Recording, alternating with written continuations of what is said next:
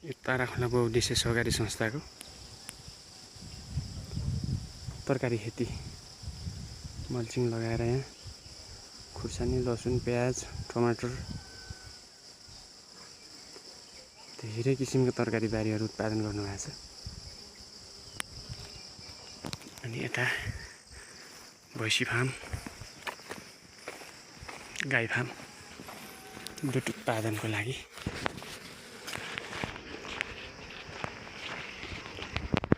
यहाँबाट हुन्छ दुध उत्पादन।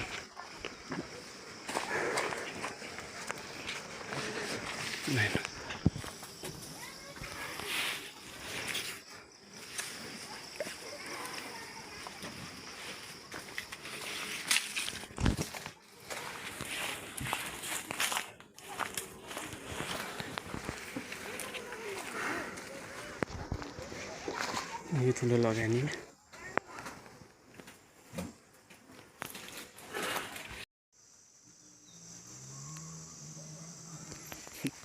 ल यो नर्सरी टनेलभित्र बिरुवा उत्पादन गर्नुभएको रहेछ।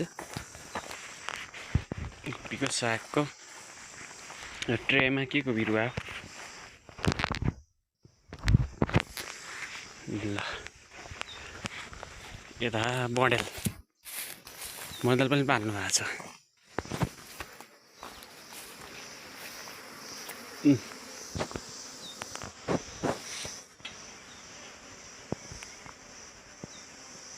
बँडेल दुईवटा रहेछ। यो पनि यतै बच्चा उत्पादन हुन्छ होला। पुरै ठुलै एरियामा पुरै कृषि क्षेत्रमा लाग्नु भएको छ। लियर्स कुखुराको अहिले चुच्चो काट्ने समय भइसकेको रहेछ। चुच्चो काट्न आएको म पनि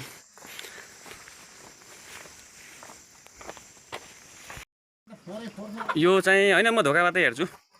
यो लियर्सको फार्म है। अनि यहाँ माथि लोकल कुखुरा 13 प्रजातिको, 13 देखि 14 प्रजातिका सबै लोकल कुखुराहरू एकै ठाउँ छन्। यो एकदमै राम्रो अभ्यास पनि भएको छ है। यो ताराखोला बहुउद्देश्य सहकारी संस्थाको फार्म। यहाँ चाहिँ यो दाना उद्योग, यो 2 नम्बर र 3 नम्बरको होला यो दाना। यहाँ यो चाहिँ दाना पनि उत्पादन हुन्छ है। तपाईँलाई छोटो छोटो भिडियो बनाएँ। अनि यो हाम्रो अन्डा राखेर चल्ला निकाल्ने मेसिन हो। यो 2200 अन्डाको क्यापेसिटी छ भन्ने कुरो थियो।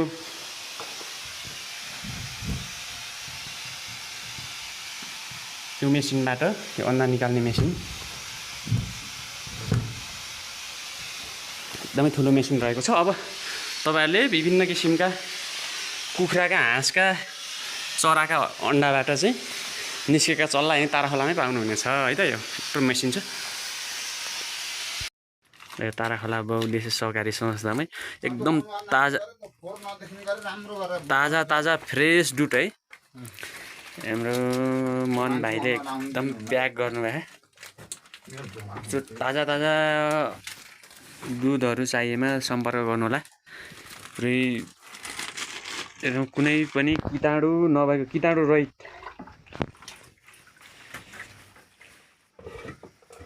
मेजरमेन्ट गरेर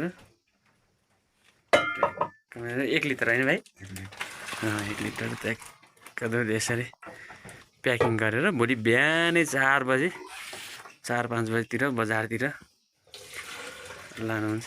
यो प्लास्टिक 2 लिटरको रहेछ होइन, 2 लिटर दुध। फ्रेस दुध कसैले चाहिएमा सम्पर्क गर्नु होला है त। उहाँहरूको स्टोर। यहाँ अन्डा, तरकारी, दुध, बँडेल कुखुरा 13-14 प्रजातिको लोकल कुखुरा पनि छ यो ताराखोला बहुउद्देश्य सहकारीमा। हाम्रो मन भाइ एकदम एक्टिभ मान्छे भाइ। दिनभरि मेरो काममा पनि साथ दिनुभयो। भाइलाई पनि धेरै धेरै धन्यवाद। ल फ्रेस दुध, यो ताराखोलाकै एकदम अर्ग्यानिक चिज खाएर उत्पादन भएको दुध है। ल यसरी प्याकिङ गरेर बजारसम्म पुर्याउन पनि गाह्रै छ।